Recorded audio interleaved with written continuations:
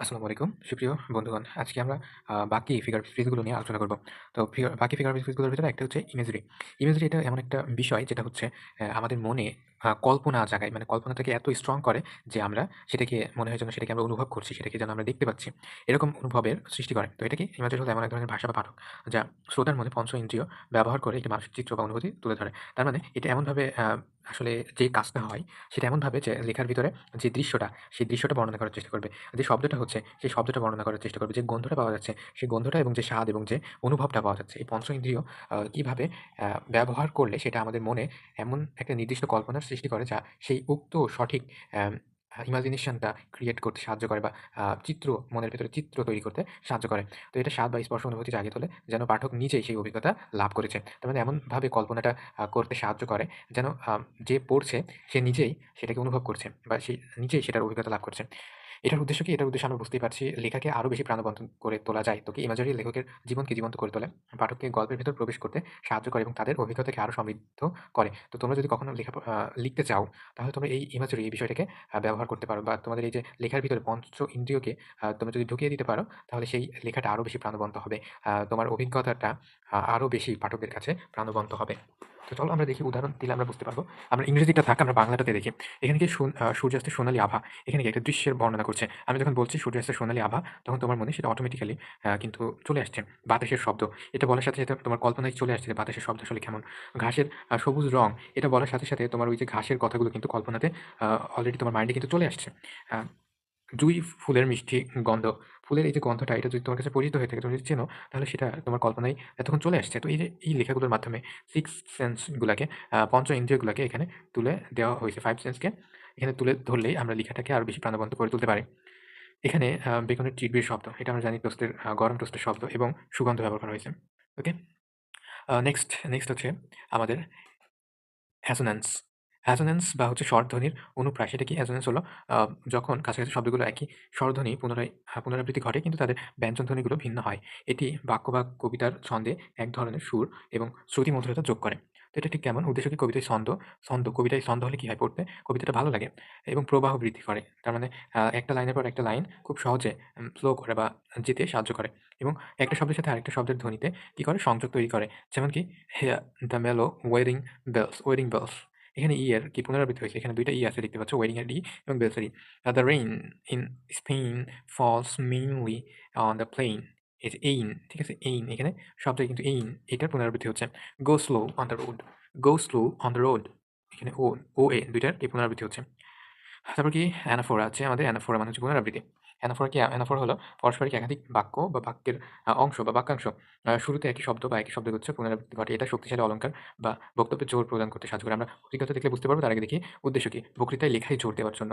লেখায় জোর দেওয়ার জন্য মানে ফোকাস করার জন্য একটি নির্দিষ্ট ধারণা বা অনুভূতির উপর গুরুত্ব আরোপ করে এবং স্মরণীয় করে তোলে। যেমন কি? যেমন আমরা যদি একটু উদাহরণ দিই, "I have a dream that" এখানে আমরা আ মার্টিন লুথার কিং এর যে বক্তৃতাটা সেখানে সে বারবার "I have a dream that" এটা বারবার করে বলার ফলে যারা শ্রোতা বা যারা পাঠক তাদের মনে কি একটা অন্যরকম আবেগ বা দোলন সৃষ্টি করতে সক্ষম হয়। I have a dream that one day this nation will rise up. I have a dream that my 4 little children I have a dream today. তো এই যে I have a dream বারবার পুনরাবৃত্তি করার মাধ্যমে এটা কি হয়েছে? এটা হচ্ছে অ্যানাফোরা। এটা মনে রাখতে হবে, পরীক্ষাতে আসতে পারে। অ্যানাফোরা মানে হচ্ছে পুনরাবৃত্তি। আর কি আছে? Every day, every night, in every way I am getting better and better. Every day এর পুনরাবৃত্তি হচ্ছে। অর্থাৎ এভরি এই কথাটার কি হচ্ছে? পুনরাবৃত্তি হচ্ছে। এর ফলে কি হচ্ছে? কথাটায় আরো বেশি জোর দিচ্ছে। কথাটাকে আরো বেশি শুনতে আকর্ষণীয় করে তুলছে। We shall not fail, we shall not fail a we shall not yield. ওকে? এবার আছে কি? আ মেটনমনি, মেটোনিমনি। এটা কি? আ মেটোনিমি এটা হচ্ছে কোনো শব্দের বা ধারণার সঙ্গে ঘনিষ্ঠভাবে সম্পর্কিত একটি শব্দ বা ধারণা দিয়ে প্রতিস্থাপিত হয়। অর্থাৎ আসল নামটা ব্যবহার না করে তার সম্পর্কযুক্ত অন্য একটি নাম ব্যবহার করা হয় যা দ্বারা আসল জিনিসটাকেই বোঝায়। অর্থাৎ আমরা আসলটার কথা সরাসরি মেনশন না করে তার মতন এমন কিছু একটাকে মেনশন করব যাতে করে যেটা মেনশন করতে চাচ্ছি সেটাকেই বোঝাবে।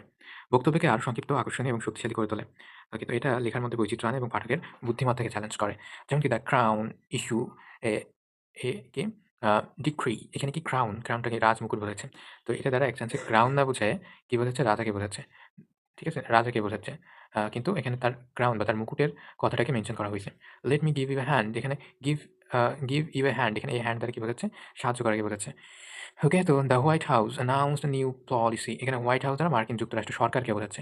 এখানে হোয়াইট হাউস, হাউসটাকে বোঝাচ্ছে না কিন্তু এখানে হোয়াইট হাউস দ্বারা সমগ্র সরকারকে বোঝাচ্ছে। He is a man of the cloth.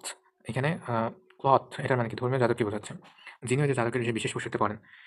ওকে, তারপরে হচ্ছে আমাদের আছে কনসিট আছে। কনসিটটা কি? কনসিট একটি দীর্ঘিত এবং একটি জটিল রূপক বা উপমা, যেখানে দুটি অত্যন্ত ভিন্ন ধরনের দুটি শব্দ অপ্রত্যাশিত কিন্তু গভীর তুলনা বোঝায়। এটি প্রায়শই পাঠককে অবাক করে দেয় এবং নতুন দৃষ্টিকোণ থেকে বিষয়টিকে দেখতে সাহায্য করে। এটি সিমিলি বা মেটাফোরের চেয়েও বেশি বিস্তৃত, আরও গভীর হয়। তো মেটাফোর জিনিসটাকে আমরা দেখছি যে এটা সিমিলির থেকে গভীর, আর এই যে কনসিট এই বিষয়টা কি মেটাফোরের থেকে গভীর। তো এটা সবার থেকে বেশি ডিপ মিনিংটা বোঝায়, কিংবা এর একটা ডিপ অনেক বেশি গভীর একটা অর্থ থাকে। বক্তব্যের গভীরতা বৃদ্ধি করা, তারপর হচ্ছে বুদ্ধি বৃদ্ধিকে চ্যালেঞ্জ তৈরি করা এবং একটি অনন্য শৈলীগত প্রভাব সৃষ্টি করা। যেমন কি জন ডান। এর একটা উক্তি আছে কি, এ ভ্যালিডিকশন ফরবিডিং মর্নিং।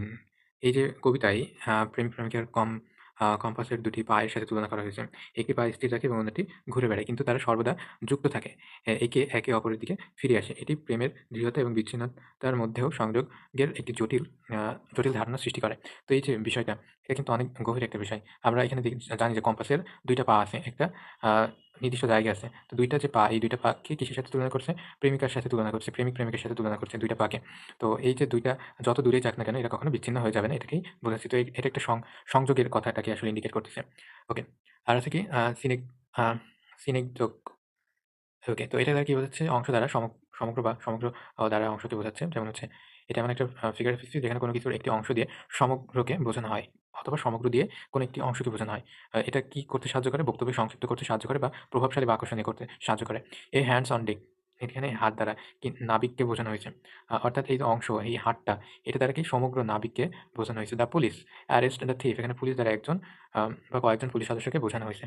তো এটা অনেকটা কালেক্টিভ ভাবে বোঝানো হয়। তোমরা কালেক্টিভ নাউন পড়ছো, তারা অবশ্যই এটাকে বুঝতে পারবে। হি বট নিউ হুইলস। সে নতুন চাকা কিনেছে। এর মানে কি? হুইলস মানে কিন্তু চাকা না, বরং সম্পূর্ণ গাড়িটাকে বোঝানো হয়েছে। তিনি সম্পূর্ণ গাড়িটাকে কিনছে। ওকে, ক্লাইম্যাক্স এই বিষয়টা কি? ক্লাইম্যাক্স এমন একটা ফিগার আছে যেখানে শব্দ বাক্য গুরুত্ব বা ক্রমাগত তীব্রতার দিকে যাচ্ছে। এমন কি বোঝায়? মানে একটা উত্তেজনা, টানটান মুহূর্ত। এটা হচ্ছে ক্লাইম্যাক্স।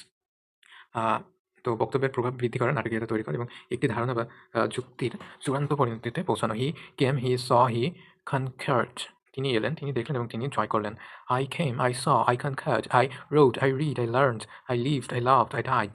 এখানে কাজের গুরুত্ব এবং তীব্রতা ক্রমশই বাড়ছে। তার মানে আমি এসেছি, আমি দেখেছি, আমি এ করেছি, সে করেছি, আমি শিখেছি, আমি বেঁচেছি, আমি ভালোবেসেছি এবং আমি মারা গেছি। তো এখানে হি স, হি কনকার্ড। তিনি এলেন, তিনি দেখলেন, তিনি জয় করলেন। অর্থাৎ ক্রমশ একটা পরিণতির দিকে যাচ্ছে। ক্রমশ একটা পরিণতির দিকে যাচ্ছে, এমন একটা টানটান মুহূর্তই হচ্ছে ক্লাইম্যাক্স। আর অ্যান্টি ক্লাইম্যাক্স কি? অ্যান্টি ক্লাইম্যাক্স হলো ক্লাইম্যাক্সের বিপরীত। এখানে একটি শক্তিশালী বা গুরুত্বপূর্ণ বিবৃতি বা ঘটনার পর হঠাৎ করে একটি দুর্বল বা তুচ্ছ হাস্যকর কিছু চলে আসে। তার মানে কি? খুব টানটান মুহূর্ত থাকবে, কিন্তু সেই মুহূর্তে ওখানে কোনো একটা কমেডি জিনিস, কোনো কিছু একটা চলে আসলো। যেমন কি হাস্যরস তৈরি করা, ব্যঙ্গ করা বা নাটকীয় প্রভাবকে আকস্মিকভাবে হ্রাস করা। কি? He lost his family, his car, his cell phone. ১ম সে দেখছো এখান থেকে কি ক্রমশ দুঃখের দিক থেকে কম দুঃখের দিকে যাচ্ছে। সে তার পরিবারকে হারাইছে, সে তার গাড়িকে হারাইছে, অ্যান্ড দেন সে তার সেল ফোনকে হারাইছে। এটা কি? শেষে গিয়ে একটা তুচ্ছ বিষয়কে আ ইন্ডিকেট করবে। তো গুরুতর বিষয় ১ম এ এবং শেষে তুচ্ছ বিষয় আসবে।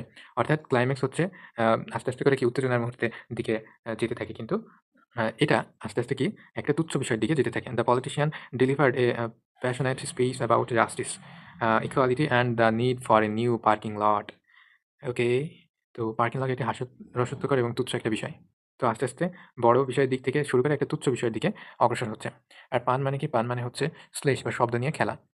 ওকে, এটা আমরা দেখি পান হলো একটি ফিগার অফ স্পিচ যেখানে একটি শব্দের একাধিক অর্থ ব্যবহৃত হয়, বা একই রকম উচ্চারণের দুটি ভিন্ন শব্দের ব্যবহার হয়, যা হাস্যরস, কৌতুক সৃষ্টি করে এবং শব্দের দ্বৈত সৃষ্টি করে। তার মানে একই ধ্বনি বারবার উচ্চারিত হয়। এটার কাজ কি? হাস্যরস তৈরি করা, বুদ্ধিমত্তা প্রদর্শন করে এবং বক্তব্যকে আরও আকর্ষণীয় করা।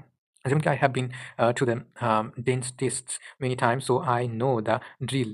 এখানে ড্রিল অর্থ কি? ডাক্তারের কাছে যে যন্ত্র ব্যবহার করে সেটা, এবং কোনো কাজের প্রক্রিয়া। তো এখানে ডেন্টিস্টের কাছে কেন যাচ্ছে? ড্রিল দেখতে? হ্যাঁ, একটা হাস্যরস কিন্তু একটা ব্যাপার। ওকে, আরেকটা কি? Why did the bicycle fall over? Because it was too tired. ঠিক আছে? আম বাইসাইকেল কেন করলো? কারণ এটা খুবই টায়ার্ড। তো এটা একটা কমেডির মতো। এটা হচ্ছে কি একটা স্ট্যান্ড আপ কমেডির মতো কথাবার্তা। ব্যালাড মানে কি? ব্যালাড হচ্ছে কঠোরভাবে ফিগার অফ স্পিচ নয়। এটি কবিতা বা গানের একটি রূপ। ঠিক আছে? সাধারণত একটি গল্প বলে প্রায়শই লোককাহিনী বা রোমান্টিক বস্তু নিয়ে। ব্যালাডগুলো প্রায়শই সহজ ভাষা এবং পুনরাবৃত্তিক ছন্দ এবং কাঠামো তৈরি করা হয়। গল্প বলা, ঐতিহ্যবাহী কাহিনী সংরক্ষণ করা এবং একটি নির্দিষ্ট মেজাজ বা অনুভূতি তৈরি করা। দ্য রেইন, এটা কি? এটা আমরা দেখব। Uh okay, so the rain of ancient manner by কে? ওকে, তো একটা বিখ্যাত বিষয় বোঝাচ্ছে। আচ্ছা, লাস্টটা দেখি। লাস্ট হচ্ছে সিম্বল বা প্রতীক। এটা সবাই জানে, এটাকে ফার্স্টে রাখা দরকার ছিল। এটা হচ্ছে এমন একটা বিষয় যা ব্যক্তিবস্তু, স্থান বা ধারণা তার আক্ষরিক অর্থ ছাড়া অন্য কোনো গভীর অর্থকে কি করে? আ অর্থকে নির্দেশ করে। যেমন তুমি একটা বিষয়কে বোঝাচ্ছ, তুমি একটা কথা বললে, ওই কথাটা আসলে সেইটা না বরং অন্য কিছুকে নির্দেশ করে। এমনটাকে বলা হয় কি? প্রতীকী অর্থ। একটা লাল গোলাপ প্রায়শ প্রেম বা ভালোবাসার প্রতীক। এখানে লাল গোলাপ হিসেবে ব্যবহার করলে এটা কিসের প্রতীক? ভালোবাসার প্রতীক। একটা সাদা কবুতর শান্তির প্রতীক। সাদা কবুতর একটা শান্তি না, কিন্তু এটা একটা শান্তির প্রতীক। অন্ধকার, ঝড় ও মেঘ প্রায়শই বিপদ বা আসন্ন দুর্যোগের প্রতীক। তো অন্ধকার, ঝড় ও মেঘ এটাকে এই বিপদ বা দুর্যোগকে বোঝাচ্ছে।